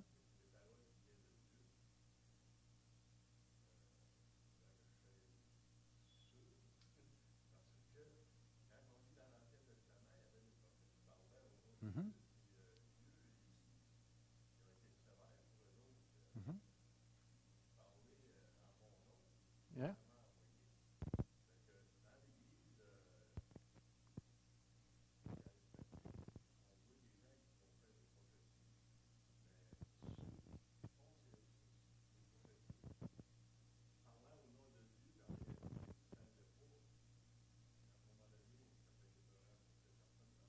Une chose qui est certaine, c'est que l'expression « ainsi parle l'Éternel », tu ne la retrouves pas dans le Nouveau Testament. La prophétie dans le Nouveau Testament n'a pas la même raison d'être que dans l'Ancien Testament. La prophétie dans le Nouveau Testament est utilisée dans un contexte d'église locale où Dieu donne des paroles qu'on doit sonder. On est appelé à sonder les paroles qui sont données. Donc, il y avait dans l'Église un moment où on jugeait les prophéties pour savoir si elles étaient de Dieu ou pas. Est-ce qu'une personne peut donner une parole qu'elle pense qu'elle est inspirée de Dieu, puis qu'elle ne l'est pas? Ben oui, ça peut arriver. Est-ce qu'on va sortir nos fusils et on va tirer sur cette personne-là? Pas du tout, pas du tout. Ça n'a pas le même poids. Moi, j'ai reçu des prophéties que j'ai mises sur la tablette. Si cette parole-là avait le même poids que les prophètes de l'Ancien Testament, je n'aurais jamais mis ça sur la tablette.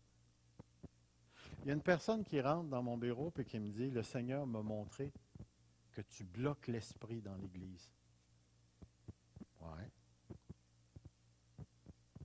Qu'est-ce que je fais avec ça? Ben, écoute, il va te montrer le texte, on peut éteindre l'esprit. Ah, non, l'exhortation n'est pas donnée individuelle. Qu'est-ce que je fais? Mais regardez ce que j'ai fait. Moi, j'ai regardé mon cœur, j'ai dit, Seigneur, est-ce que vraiment je suis dans un état, ainsi de suite. Puis je suis arrivé à la conclusion que j'empêchais pas l'esprit de travailler parce que je donnais la place à tous ceux qui voulaient parler dans l'Église. Je n'ai jamais empêché quelqu'un de prophétiser ou de donner une parole. Je n'ai jamais arrêté quelqu'un à venir jusqu'ici, à moins qu'il soit question de fausse doctrine ou que la parole est contraire, en dehors du cadre de la foi qui nous a été transmise. Puis ça ne m'est pas arrivé encore. Puis moi, j'ai dit à cette personne-là, je ne reçois pas ta parole. J'ai-tu désobéi à Dieu? L'Église n'a pas tombé à terre. On a continué à vivre. Les gens continuent à rechercher Dieu. C'est qu'on a le droit de questionner quelqu'un qui nous dit des choses. Puis une autre chose, quand une parole vient de Dieu, je ne sais pas si je peux l'exprimer comme ça, il y a une sorte de connivence entre l'esprit, la personne et mon cœur qui reçoit la parole. Il y a une sorte de travail surnaturel qui est mystérieux, qui fait que quand la personne me parle, je le sais que c'est de Dieu. Je vais vous mettre dans un autre scénario qui est arrivé à cette assemblée ici. Dieu donne une parole à un frère dans l'Église. Il est venu me voir pour m'en parler après. Parce qu'il ne voulait pas la dire, Dieu a donné la même parole à une autre personne qui, elle, s'est levée debout et elle l'a dit. Le frère est venu me voir, puis il m'a dit, j'ai lutté, je ne voulais pas le dire, mais j'ai dit, voilà.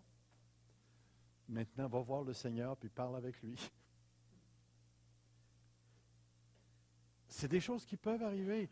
Le danger pour nous, c'est de tout accepter ou de tout refuser. De jouer sa ligne, là, puis de dire, on va permettre la prophétie, parce que des fois, il y a des gens qui, dans l'enthousiasme d'une réunion, vont parler bien plus par les émotions que par le Saint-Esprit. Mais ce qu'ils vont dire dans les émotions ne contredit pas la Bible et pas une injure à Christ, à sa parole, à la sainte doctrine. Puis, c'est encourageant pour l'Église. Alors, moi, j'aime bien mieux sur le plan prophétique qu'une personne dise il semble que Dieu me dit de dire, plutôt que de dire ainsi parle l'Éternel. Alors, la personne qui dit ainsi qui parle l'Éternel, c'est probablement une personne qui aurait besoin d'être instruite sur le plan prophétique.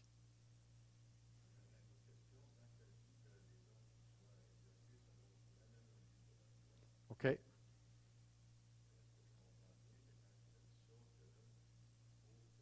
Ça reste dans le... Exactement. C'est le cadre de la révélation apostolique. Yeah. Je vais vous donner un exemple. Je suis à Saint-François, je ne sais pas comment ils appellent ça, en face de Windsor. Il y a une réunion de chrétiens, je suis dans le sous-sol. Il y a une femme qui se dit prophétesse, qui se met à parler sur les gens. Ce qu'elle dit, c'est pas mal bon. Les gens semblent bien réagir.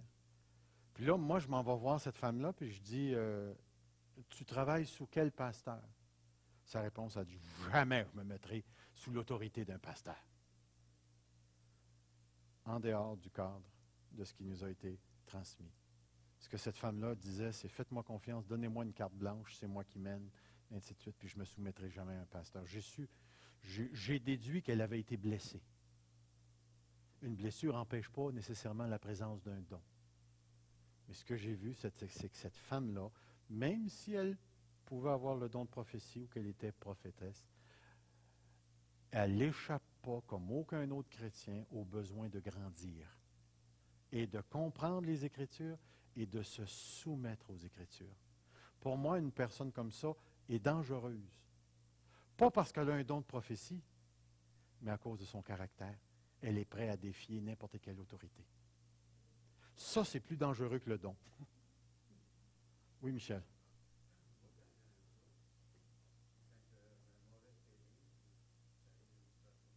Mm-hmm.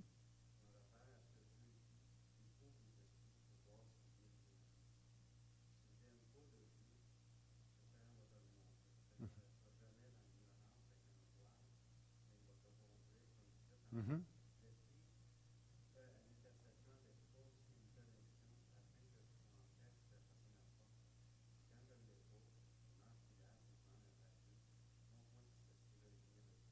Exactement. La question qui te serait posée, Michel, c'est comment tu sais maintenant que c'est de Dieu ou ça ne l'est pas? Rappelez-vous, une manifestation de l'Esprit, c'est faite pour être vue. Vous regarderez dans la parole de Dieu, tous les faux prophètes, tous les faux docteurs se manifestent par leurs œuvres. Puis c'est bien ce que tu dis, Michel, de sonder les esprits, parce que ce qui est intéressant, là, c'est que ce qui est sous-entendu puis ce qui n'est pas dit, vous allez retrouver ça dans 1 Jean chapitre 4. Sonder les esprits, et ainsi de suite. Ce qui est sous-entendu, c'est que derrière la personne, il y a toujours un esprit. Derrière la personne, il y a toujours un esprit. Sondez les esprits pour voir s'ils sont. Il y a toujours un esprit. Alors, quelqu'un qui prophétise, c'est sous-entendu que derrière cette personne-là, il y a un ministère qui se fait, qui est d'ordre surnaturel. Mais le surnaturel, ce n'est pas juste le Saint-Esprit. Ce sont les démons aussi. Est-ce que les démons peuvent se servir de la prophétie? Comment vous allez le savoir? 2 choses. La doctrine, la saine doctrine, la parole de Dieu, et la moralité. La moralité. Lisez Jude, lisez 2 Pierre, puis vous allez voir que les faux prophètes se vautrent dans le péché, d'une manière ou d'une autre.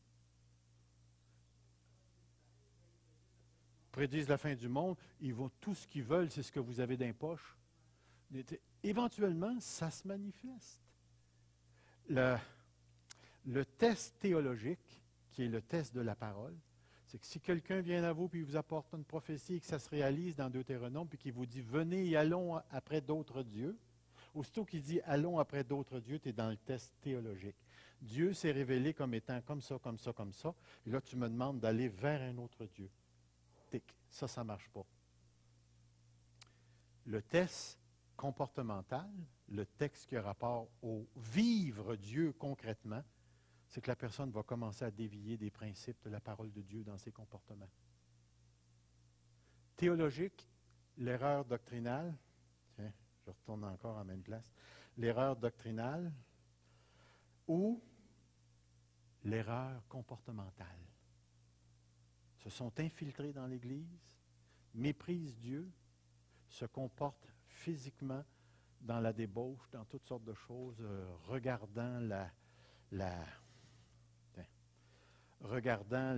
la religion comme étant un moyen d'avoir un gain.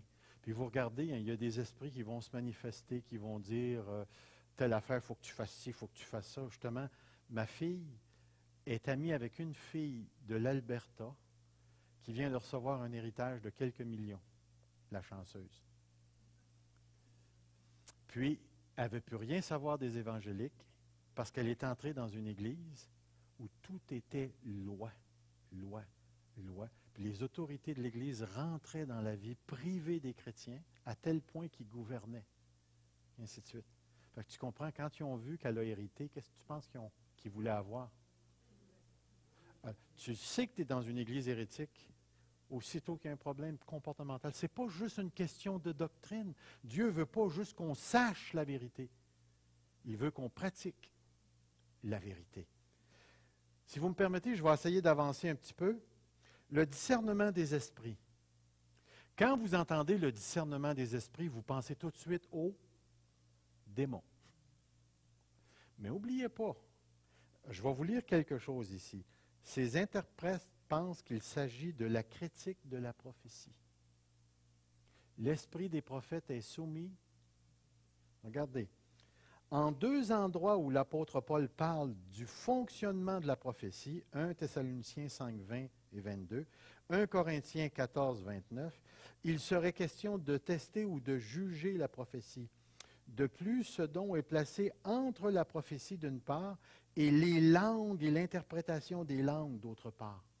D'un côté, tu as la prophétie, de l'autre côté, tu as les langues et l'interprétation des langues. Ce même patron, langue, interprétation, prophétie, jugement, se retrouve dans 1 Corinthiens 14, 26 et 29. Je vais vous lire les versets. 14, 26 et 29 qui dit ceci. Que faire donc, frères, lorsque vous vous assemblez les uns les autres, parmi vous, les uns les autres, parmi vous ont-ils un cantique, une instruction, une révélation, une langue, une interprétation, que tout se fasse pour l'édification? En est-il qui parle en langue, que 2 ou 3 au plus parlent, chacun à son tour, et que quelqu'un interprète? S'il n'y a pas d'interprète, qu'on se taise dans l'Église et qu'on parle à soi-même et à Dieu. Pour ce qui est des prophètes, que 2 ou 3 parlent et que les autres jugent. Jugent. Que 2 ou 3 parlent et que les autres jugent. Et si un autre qui est assis a une révélation, que le premier se taise. On est dans un contexte d'interprétation. Alors, il y a des gens qui vont dire l'interprétation des esprits a référence au ministère prophétique. Lorsque les langues sont interprétées, ils font partie du ministère prophétique. Alors, soit que ça réfère à des esprits ou les esprits par lesquels les personnes parlent, mais écoutez, il y a juste 2 types d'esprits. Il y a les démons, puis il y a le Saint-Esprit. L'esprit de la personne, mais pas... Il y a certains qui ont tenté de faire entrer ça, mais ça serait vraiment difficile de mettre ça en évidence dans ce contexte ici. C'est certain que si quelqu'un se lève, présentement je vous parle, puis j'ai un esprit, mon esprit à moi. Pouvez-vous le voir? Qu'est-ce qui a l'air, mon esprit? Et qui doit-tu être beau? Est-ce que vous voyez l'idée? Puis dans ce contexte-là, c'est quoi sonder les esprits? C'est-tu sonder les attitudes? Définitivement. Soit que ça fait référence à sonder les prophètes pour voir par quel esprit ils sont animés, ou soit que le don fait référence au jugement de la prophétie. Moi, je ne sépare pas les deux, j'enlève pas les deux, parce que la Bible parle des deux. Un prophète parle à partir d'un esprit. Il parle par l'Esprit de Dieu ou il parle par un démon. Même si c'est juste lui qui parle. Est-ce que vous me suivez? Il peut parler de son propre chef, mais est-ce que son propre chef peut être influencé par un démon? Est-ce que son propre chef peut être influencé par l'esprit? Définitivement. Autrement dit, je ne veux pas éliminer toutes les situations possibles. Le verset nous permet de dire sonder les esprits. Dans le contexte immédiat, le jugement de la prophétie semble rentrer dans ça, mais tu t'en vas dans 1 Jean. Jean nous dit que chacun parle par un esprit. Là, présentement, j'enseigne, je parle. Est-ce que je parle par le Saint-Esprit? Est-ce que je parle dans le contexte de la foi? Est-ce que ma vie reflète le contexte de la révélation de la parole de Dieu? Est-ce que mes paroles s'harmonisent à l'Écriture? Je pense que oui. Alors, est-ce que je pourrais dire que je suis sous l'influence du Saint-Esprit? Je pense que oui. Mais est-ce que j'en suis conscient? Je pense que non. J'en suis pas conscient. Si l'Esprit m'influence présentement, boy, qui est secret. Mais je sais une chose, c'est qu'il est toujours avec moi. C'est la chose la plus difficile. Les gens veulent avoir des réponses en boîte. C'est comme ça, c'est comme ça, c'est comme ça. Mets cette étiquette-là. Laissez-moi vous dire, le travail de Dieu, le travail du Saint-Esprit, c'est bien plus complexe. Les gens ont de la misère à vivre avec une définition large.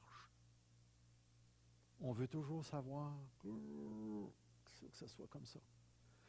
Paul ne nous donne pas une définition catégorique, puis l'Esprit de Dieu peut se manifester d'une manière tellement variée. Voyez-vous, j'ai marqué les esprits démoniaques. Il y en a d'autres, c'est le jugement de la prophétie. Les sortes de langues. Je vais aller vite parce que j'ai passé mon temps. Les sortes de langues.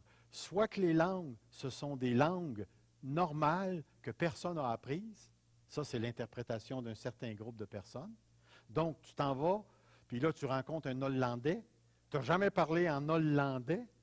Puis là, tu évangélises la personne en parlant en hollandais. Il y a des gens qui disent, c'est ça le parler en d'autres langues.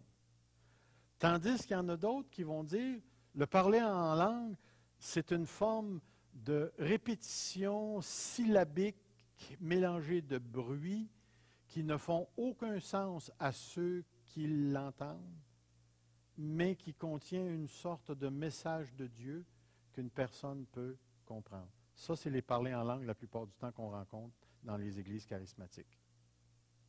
Est-ce que vous me suivez? Lequel est lequel? Si vous me dites c'est syllabique, OK. Si vous me dites c'est une langue inconnue, d'une manière ou d'une autre, que ce soit syllabique ou que ce soit une langue inconnue, la personne ne comprend pas ce qu'elle dit. Donc, on ne peut pas déterminer ça par la compréhension. Okay. Les gens vont dire, c'est le phénomène d'acte 2. Dans acte 2, chacun les entendait parler dans sa propre... Donc, c'était des langues normales. OK? Parler en langue, chacun les entendait parler dans sa propre langue. Maintenant, l'autre possibilité, c'est-tu possible que ce soit syllabique, mais que l'Esprit faisait en sorte que le discours que la personne parlait, c'était syllabique, mais que le miracle était au niveau de l'oreille. Chacun les entendait dans sa propre langue. Ou est-ce que Pierre a fait un petit bout en allemand, un petit bout en français, un petit bout en hollandais, un petit bout, chacun entendait un petit peu. Le miracle dans Acte 2 est bien plus au niveau des oreilles qu'il est au niveau du parler en langue. Parce que dans la même phrase, l'apôtre Paul l'a pas, ou l'apôtre Pierre ne l'a pas répété en français, en anglais, en allemand, comme s'il y avait tout un paquet de traducteurs qui parlaient. Dans un même phénomène, tout le monde entendait dans sa propre langue.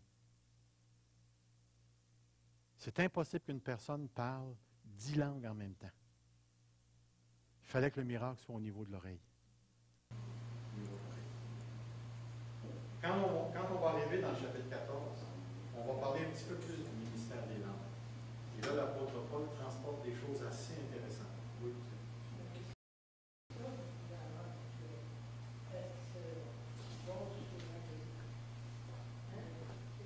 La plupart des charismatiques se servent de Acte 2 pour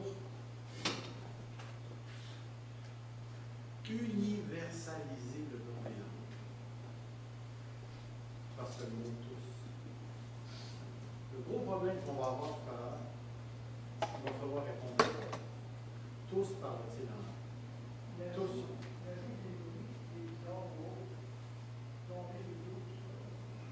Et pas dans le même phénomène.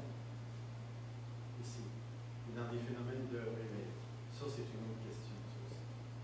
Ça, c'est une autre question. Mais au sujet du parler en langue, c'est un nom qui a toujours resté dans l'Église, qui a toujours été là. Et que l'apôtre Paul dit, qui est édifiant. Donc, maintenant, les bruits d'animaux tombés à terre et tout ça, il faudrait avoir une autre référence pour pouvoir parler adéquatement de ça. Parce que juste de dire que c'est pas de Dieu, juste de dire que c'est de Dieu, il faut que les gens le démontrent. Est-ce que tomber à terre, c'est en harmonie avec l'Écriture? Est-ce que les bruits sont en harmonie avec l'Écriture? N'oubliez pas, l'Écriture, c'est notre guide. Le danger pour nous, c'est de condamner ce de quoi l'Écriture ne parle pas. Et le même danger, c'est d'approuver sans réserve ce de quoi l'Écriture ne parle pas. Alors, c'est là qu'il faut de la jugeote, d'avoir une compréhension théologique beaucoup plus large que juste de s'arrêter devant un phénomène. Je ne sais pas si je réponds bien à la question, mais on pourrait rentrer un petit peu plus dans ça. Je ne sais pas s'il y a d'autres dons. L'interprétation des langues, mais ça, on la comprenait. Il y a bien des choses que je peux vous donner. En passant, si vous voulez recevoir mes notes, puis si vous avez un courriel, je peux vous envoyer mes notes par courriel, il n'y a pas de problème. J'ai toujours plus de stock dans mes notes que j'en dis. Oui. Oui.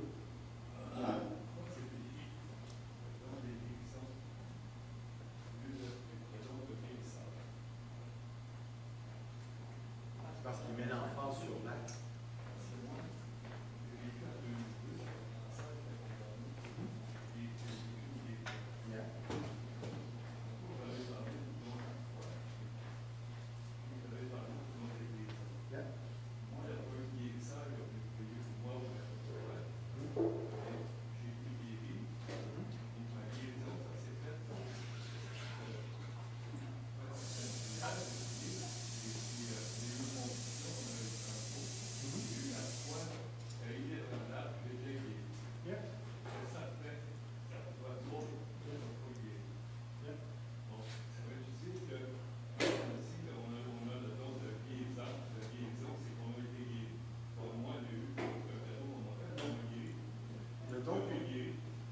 bien le texte. Je vais vous redonner le texte que j'ai mis. On va le mettre pour que tout le monde puisse le voir. C'est juste avant les temps. Regardez ici. Regardez ici. Regardez les premiers mots de la phrase. À l'un, à l'autre, à l'autre, à l'autre, à l'autre, à l'autre, à l'autre, à l'autre. Donc le don est donné à quelqu'un de faire quelque chose pour quelqu'un d'autre. C'est ça qui est marqué. À un autre, le don de guérison. Le don, ici, pourquoi est-ce qu'il mentionne une personne?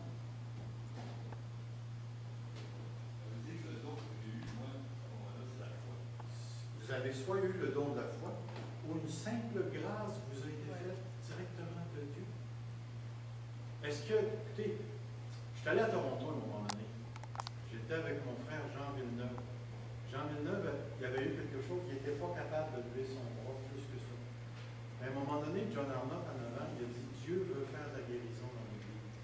Il dit, levez vos mains pour louer Dieu. Jean s'est levé, puis il a levé ses deux mains comme ça, puis il était en train de louer Dieu. J'étais avec Fernand Lapierre, et Fernand, il dit, regarde, je regarde Jean. Puis à un moment donné, on a vu Jean. Il n'y a personne qui a touché à Jean. Il a été guéri instantanément. Instantanément. Est-ce que Dieu peut passer par une personne? Est-ce qu'il peut guérir instantanément? Vous êtes dans la catégorie des instantanément. Mais ça se peut qu'il vous ait donné le don de foi. Croire ça. C'est ça.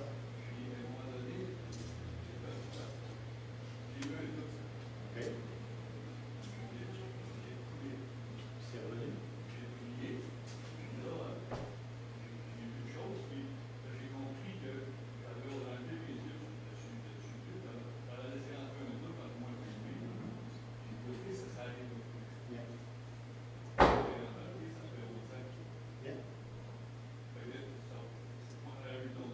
Probablement, à ce moment-là, l'Esprit vous aurait distribué ce don-là, définitivement.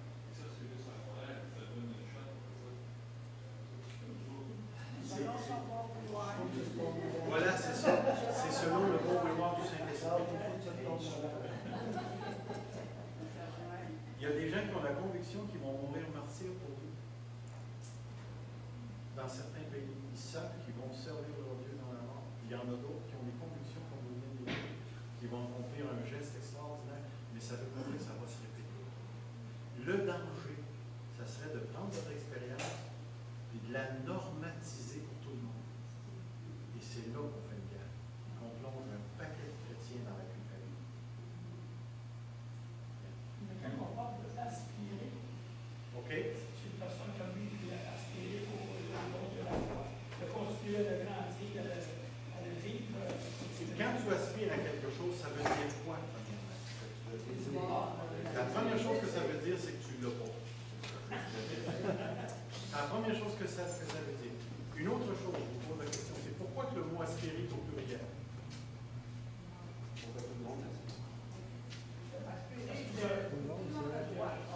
Est-ce que Paul parlait à l'Église? Comme moi, je prie que Dieu donne à l'Église, à des gens, le don de guérison. On a tellement de malades dans l'Église que je voudrais voir des gens de guérison. J'aspire, c'est vraiment ce que je veux dire, à ce que l'Église ait des dons de guérison. Est-ce que je peux aspirer sur le plan personnel? Définitivement. On est dans un contexte ecclésiologique, dans un contexte d'église. Ce qui est curieux, c'est que souvent les gens aspirent sans tenir compte de la structure grammaticale du message de Paul. Pourquoi le mot est au pluriel? Est-ce que l'apôtre Paul est en train de dire toi, aspirer au don, ou il est en train de dire Corinthe, aspirer au don? Parce que l'Église a besoin. Est-ce que ça veut dire que parce que l'Église en a besoin, c'est moi qui dois l'avoir? C'est là qu'il faut déterminer. Moi, je t'avoue honnêtement, j'aspire pas au don de prophétie. Puis pourtant, l'apôtre Paul le met en vedette. J'aspire pas à ça. Mais tu aspires pas. Pardon? Tu peux aspirer à une autre, à un autre rôle. Non. Je te dirais que j'aspire pas fort. J'aspire pour l'Église. Pour l'Église, toujours pour l'Église qu'on aspire. Mais pas pour moi. Non. Moi, je trouve que j'en ai en masse. J'en ai en masse. Le Seigneur m'a royalement béni avec le don d'enseignement. Ah, mais je pense pas que c'est qu'elle donne un don pour qu'on puisse en attirer de. Une dizaine. Ça revient un peu à mon voix tout à l'heure que je vous avais parlé, mon fameux barbier qui avait un diplôme pour chaque don qu'il y avait. Il y avait tous les dons qu'un Corinthien 12 parlait. C'est là que je lui ai dit, tu devrais te donner ta propre dîme parce que tu es une église. Voilà, moi j'ai déjà imposé les mains des gens qui ont été guéris. Je l'ai essayé sur d'autres personnes, puis ça n'a pas marché. J'avais le don 1, puis je ne l'avais pas là. Voyez-vous, le danger pour nous, c'est que vous imaginez qu'un don doit continuellement être avec une personne. Moi, je crois réellement que la grâce de Dieu est beaucoup plus fluide que ça. Dans cette circonstance-là, le Saint-Esprit peut nous distribuer quelque chose qui ne distribuera pas dans une autre circonstance. Si on n'a pas cette flexibilité-là, on va avoir tendance à mettre l'Église dans une boîte et à dire que tous les chrétiens vont fonctionner seulement dans leur don. Ce qui veut dire, c'est que tu sais parfaitement que ton don est ça, et que tu ne peux pas rentrer dans le syndicat d'un autre. C'est bien plus fluide que ça, l'Église. C'est bien plus fluide que ça. Moi, je n'ai pas une compréhension de l'esprit comme étant une sorte de, tiens, là ton ticket, je t'ai signé ça, toi tu le donnes ça, tiens, le là, ainsi de suite. J'arrive pas à saisir le ministère de l'esprit de cette manière. C'est pour ça qu'une manifestation, si je peux rajouter, c'est toujours arrivé. L'esprit se montre de différentes manières, à l'un, à l'autre. Mais c'est lui qui reste en contrôle de l'opération de tous ces dons-là, les distribuant à qui il veut, selon sa volonté. C'est une approche qui n'est pas pareille comme ceux qui ont tendance à définir les dons dans les boîtes. Bien de la misère avec les boîtes. Je vais à madame, je reviens à toi en arrière et à monsieur Annabelle. Après ça, on va arrêter là parce que, mon ami, j'ai déjà dépassé. C'est sûr que certains disent qu'on a tous reçu, on devrait tous avoir la inclusion de tous, mais pas tous la même chose. Pour tous la même chose. Non, c'est ça. Un jour, si tu te donnes des quelqu'un, ça veut dire que demain, tu vas les. Moi, je sais que j'ai eu des paroles de connaissance. C'est pas tout le temps comme ça. Tu sais, comme moi aussi, j'ai eu des paroles de connaissance. J'ai posé les mains des gens guéris, mais je suis pas. Je ne veux pas dire que j'ai guéri. Donc, ça, je vais dire, pas une parole de connaissance, mais Monsieur en arrière. Parce que tu disais tantôt que tu avais le don d'enseignement. Et ce don-là, tu dois le faire, tu dois travailler, prier, chercher. Parce que ce n'est pas la même chose aussi dans les autres sortes de dons. Il n'est pas de la même nature. C'est la même chose. C'est-à-dire que souvent, les enseignants, ce sont des dons de personnes.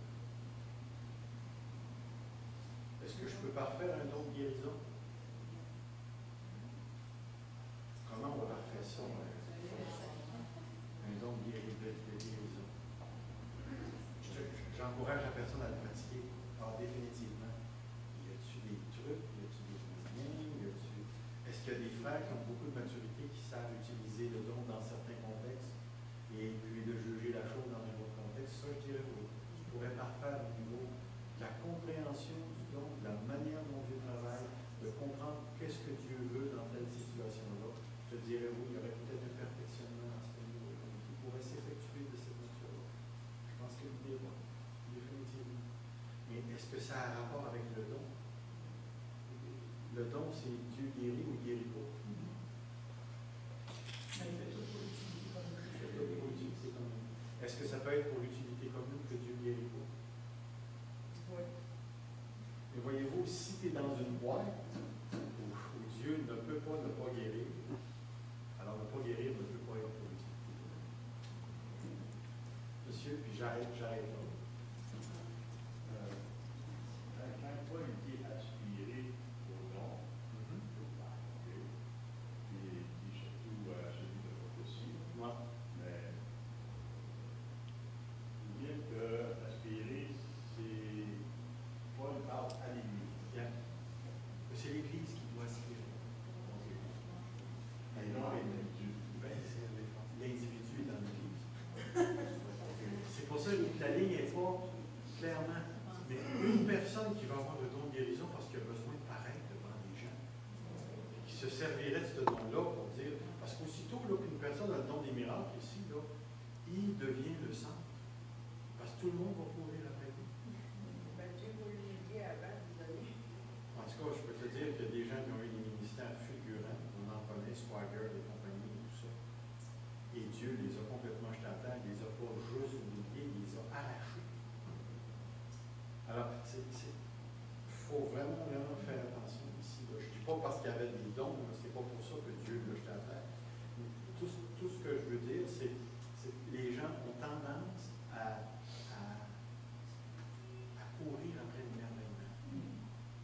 La notion de l'Église prend complètement le bord. Là, c'est le gars, la femme. C'est elle qui mène tout. Laissez-moi vous dire, j'ai entendu des choses de gens qui mènent tout que j'aurais aimé ne jamais entendre. Mais à cause de ça, il va y avoir du débordement dans l'Église. D'où la nécessité des rôles des enseignants, des anciens dans l'Église, de ramener les gens à l'ordre, des bons paliers d'autorité avec la maturité appropriée. Autrement dit, c'est pas parce qu'il va y avoir des débordements que ça veut dire qu'on fout tous les dons. Non, c'est bien plus au contraire. C'est certain qu'il va y avoir du débordement parce qu'il y a des frères et des sœurs qui sont tellement blessés intérieurement dans un moment de grande manifestation et d'enthousiasme spirituel. Souvent, la spiritualité de ces gens-là, sans qu'ils s'en rendent compte, va aller chercher le problème psycho-émotionnel qu'ils ont dans leur vie et va tordre les choses. On n'est pas là pour jeter ces frères-là dehors. On est là pour les ramasser, les encadrer et les former et guérir en particulier. Si le débordement est pour contrôler quelque part par les anciens, Là, tu as un problème. je veux dire, là, ça va, c'est malade. Moi, je veux rentrer dans un groupe où on appelait ça jouer dans l'esprit. Moi, ce que j'ai dit à ces gens-là, c'est vous jouez avec la sensualité. Vous ne jouez pas avec l'esprit. Parce que ça se pognait les bras, ça s'entourait, ça se tortillait. Tout ça, c'était sous la bannière de l'esprit. Moi, j'ai dit à ces gens-là, vous êtes en train de tomber dans une forme d'orgie émotionnelle. Et moi, je suis sorti de là parce que je n'étais pas l'autorité de l'Église à ce moment-là. Est-ce que les débordements sont possibles? Il y en avait dans l'emploi.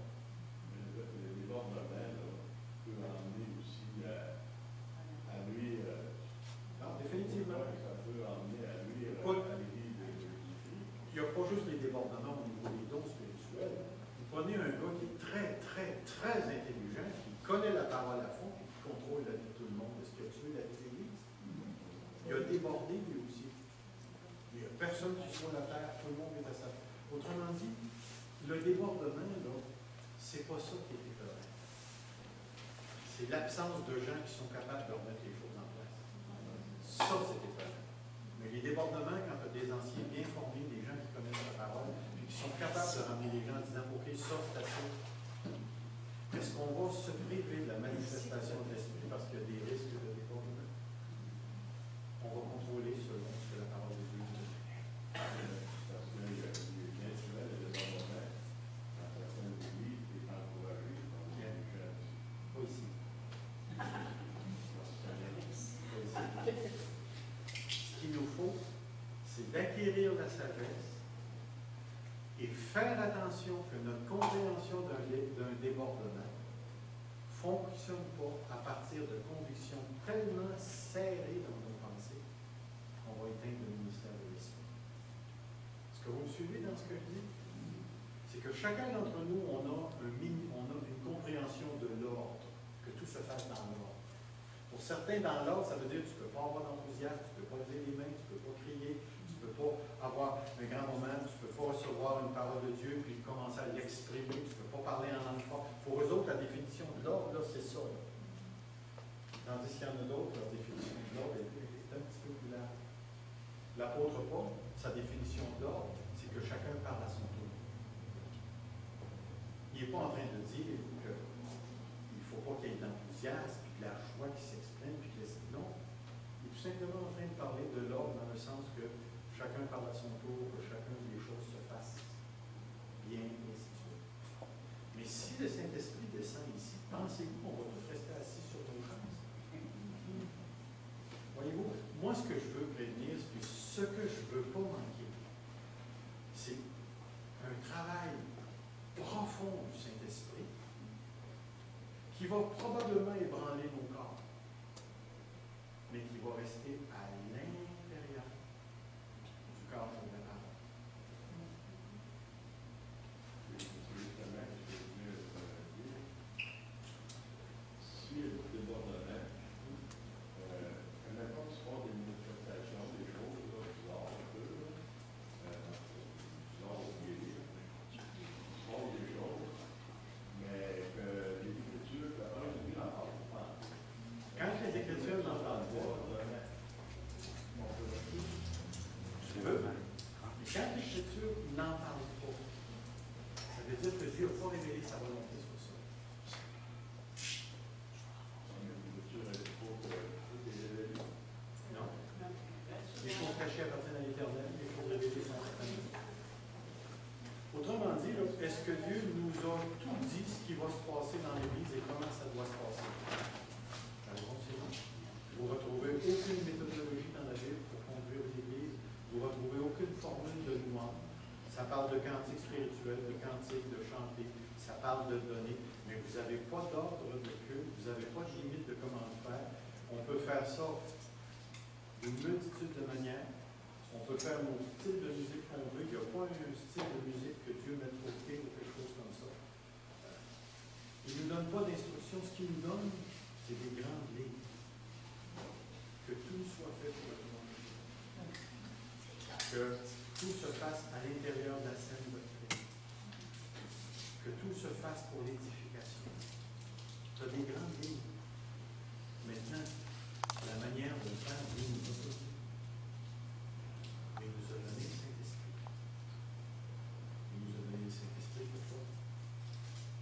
Parce que c'est lui qui nous a dit. Maintenant, remarquez bien ce que je veux dire. Dieu a donné des gens dans l'Église dont leur rôle, c'est de garder la boussole. Pointer là. Moi, je suis une de ces personnes. Mon rôle à moi, c'est de garder l'Église dans la vérité et de favoriser l'expérience de Dieu dans l'Église. Alors, on est comme entre les deux. Maintenant, est-ce qu'il y a des gens qui vont arriver dans l'Église qui vont vouloir mettre des ordres? Oui, soyez assurés qu'on en avoir. Il y en avait dans le temps de l'apôtre Paul. Même l'apôtre Paul nous a prévu qu'il y avait des loups qui vont essayer de rentrer et qu'il y a des loups qui vont sortir de l'intérieur de l'Église. Jean nous dit qu'il n'était pas des nôtres. Un autre va nous dire qu'il va y avoir des gens qui vont apporter des faux enseignements. Qu'il y ait des manifestations de l'esprit, qu'il n'y en ait pas. L'Église est toujours sujette à devenir la cible d'un scandale, d'une fausse doctrine. Puis, notre ennemi, Satan et sa gang de démons sont bien plus rusés que nous autres. Alors, ils prennent tous les moyens possibles pour détruire l'Église. Puis, une des choses qu'ils vont essayer de faire, c'est d'installer la peur de quelque chose qui pourrait peut-être être juste. Vous me suivez? De cette manière-là.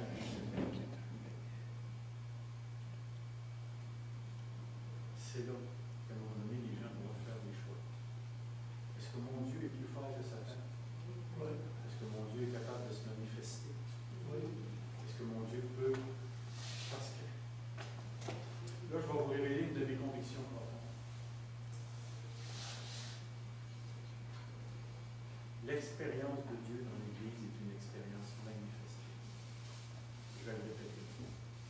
l'expérience de Dieu dans l'Église est une expérience manifestée.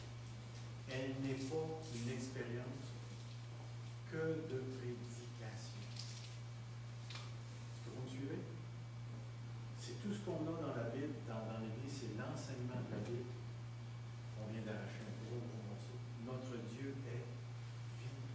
Et parce qu'il est vivant, tu vas voir la trace de sa vivacité.